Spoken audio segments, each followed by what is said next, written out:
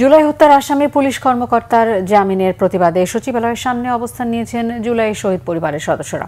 আইন উপদেষ্টা ডক্টর আসিফ নজরুল ও বিচারপতিদের পদত্যাগের দাবি তাদের। বৈষম্য বিরোধী ছাত্র আন্দোলনের সময় সংঘটিত হত্যা মামলার আসামিদের জামিন দেওয়ার প্রতিবাদে দুপুর 12টার দিকে তারা সচিবালয় অভিমুখে পদযাত্রা শুরু করেন।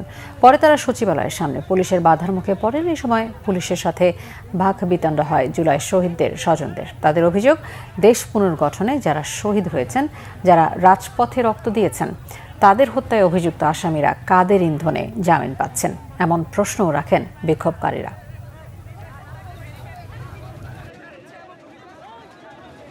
গতকালকে তাইম হত্যা যে আসামি ছিল গতকালকে জামিন আসছে।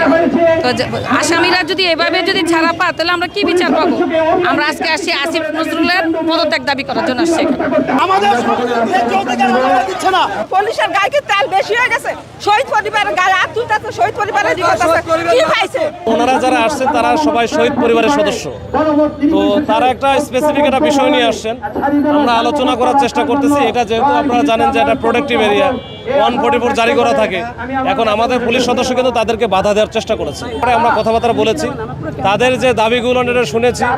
আমি দেখি ভিতরেও কথা বলেছি। কথা বলার পরে দুইটার একটা সমন্বয় করে একটা সমাধানের জন্য আমি একটা পথ খোঁজার চেষ্টা করতেছি।